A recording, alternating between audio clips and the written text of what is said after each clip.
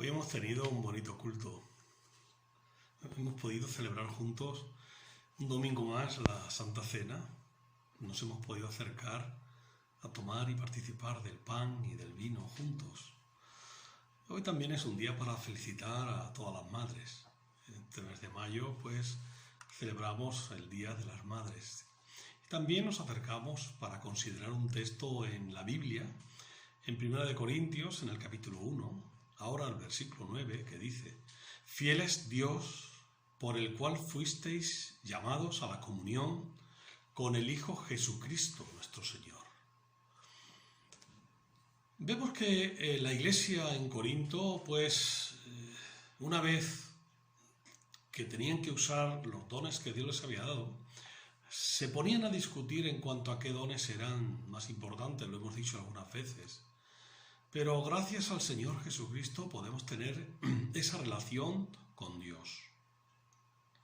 Y esa relación con Dios se hace posible mediante el sacrificio del Señor Jesús, que nos limpió de todo pecado y nos presentó justos delante de Dios el Padre.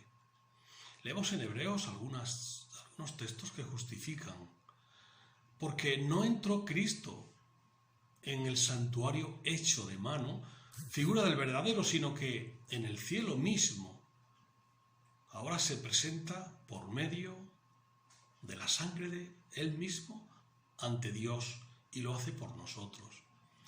Y no parece, ni siquiera es para ofrecer muchas veces como lo hacían antiguamente el sumo sacerdote en aquel lugar santísimo cada año con sangre ajena.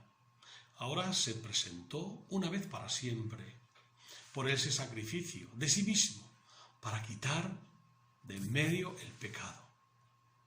Así también Cristo fue ofrecido una sola vez, para llevar los pecados de muchos. Y aparecerá por segunda vez sin relación con el pecado para salvar a todos los que le esperan. Todas las personas, evidentemente, vamos a morir físicamente. Cristo murió para que nosotros no tuviéramos que morir espiritualmente. Podemos tener confianza en su obra de salvación a nuestro favor, quitando nuestro pecado, pasado, presente y futuro, porque Él perdonó nuestros pecados, todos, pasados, presentes y futuros, cuando murió en la cruz. Él se inmoló una vez para siempre. Él nos envió el Espíritu Santo para ayudarnos a enfrentar el pecado presente. Él se presentó por nosotros en el cielo como nuestro sumo sacerdote y ha prometido venir de nuevo a por su iglesia y resucitarnos a una vida eterna en un mundo que no se permitirá el pecado. El Señor Jesús nos acerca al Padre, nos acerca a Dios mediante la fe. En el Evangelio de Juan leemos que Él mismo dijo: «Yo soy el camino, la verdad y la vida», que recordamos. Nadie viene al Padre si no es por mí. Nadie. Él es el mediador para ir a Dios. Y en esa relación con Dios y con los hermanos identifica el crecimiento de cada uno de nosotros, ese crecimiento cristiano, ese crecimiento natural de la Iglesia. La relación y el trato con los demás, con los hermanos y con Dios es uno de los propósitos del crecimiento cristiano, porque así lo decía el mismo Señor Jesús. Él quiere que así sea. El Evangelio de Juan, 1 de Juan 1:3, dice: «Lo que hemos visto y oído, eso os anunciamos, para que también vosotros tengáis relación con nosotros». Y nuestra relación verdaderamente es con el Padre y con su Hijo Jesucristo. Mediante la presencia de Dios en nuestras vidas por el Espíritu Santo, es el Señor Jesús anunciando esa relación plena. Es decir, Él nos da un trato perfecto. En aquel día: «Vosotros conoceréis que yo estoy en mi Padre, y vosotros en mí, y yo en vosotros». Pero qué bueno es saber eso de nuestro Señor Jesucristo, el cual nos ha dado la salvación y la vida eterna. La relación, el trato, este fue anunciado por el mismo Señor Jesús, y es algo esencial para que se produzca el crecimiento cristiano en nuestras vidas. Él sigue recordándonos que hemos de permanecer en Él, porque separados de Él nada somos, nada podemos hacer. El mismo Señor Jesús rogó al Padre que guardara a cada uno de nosotros y que lo hiciéramos en unidad. Esto que me has dado, a estos que me has dado, me dice al Padre, guárdalos. Guárdalos en tu nombre para que sean uno, así como nosotros. Nuestra responsabilidad ahora, por tanto, es que otros van a creer y deben creer por lo que nosotros somos y enseñamos. Por el trato que nosotros y la relación que nosotros tengamos con los demás, con el buen hacer. Él dice al Padre, no ruego solamente por esto, sino también por los que han de creer en mí por la palabra de ellos. Es decir, ¿cómo es nuestra palabra? ¿Qué es lo que decimos a los demás? ¿Estamos dando el mensaje de Jesucristo o estamos dando nuestras buenas intenciones? Y solamente el mensaje de Jesús es el mensaje que salva. Los primeros cristianos demostraron comunión, demostraron trato en sus relaciones interpersonales con los demás. Leemos en Hechos y en Gálatas y en otros lugares. Dios nos llamó a una vida de comunión, una vida de relación, principalmente con Él, con el Señor Jesucristo y su Hijo y el Espíritu Santo, y también con los demás, con su Iglesia. Porque la relación con Dios y con su Iglesia, con los hermanos, se manifiesta en realidades, en hechos. Gracias a esa obra del Espíritu Santo en nuestra vida, se puede producir esa relación, ese trato, esa comunión con Dios y con los demás. En la relación con Dios y con los demás no debe haber rivalidad. Más bien tiene que haber humildad, ofrecimiento, adaptación, es decir, empatía. Y debe resaltar entre nosotros, como es natural, el respeto mutuo. Y debe haber en nosotros ese estímulo a hacer siempre el bien. El cristiano aprecia los sufrimientos como el hecho de compartir los padecimientos de Cristo. Nuestro testimonio de nuestra propia vida va a reflejar al Señor Jesucristo como una relación plena en nuestras vidas, porque lo vamos a realizar con los demás, fundamentalmente con los hermanos, con la familia de la fe. Los creyentes de Corinto tenían la garantía de que serían libres de la culpa cuando el Señor Jesucristo viniera. Así lo dice el apóstol en Efesios, en quien tenemos redención por su sangre, el perdón de los pecados según las riquezas de su gracia, que hizo sobreabundar con nosotros en toda sabiduría y con toda inteligencia, dándonos a conocer ese misterio de su voluntad según su beneplácito, el cual se había propuesto en sí mismo de reunir todas las cosas en Cristo.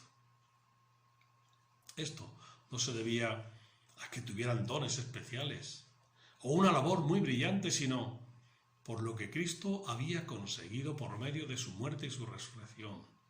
Asimismo, nosotros, como hijos de Dios, como Iglesia del Señor, no es por nuestros méritos, no es por lo que nosotros somos, sino por lo que Dios ha conseguido en Cristo, por su muerte y su resurrección.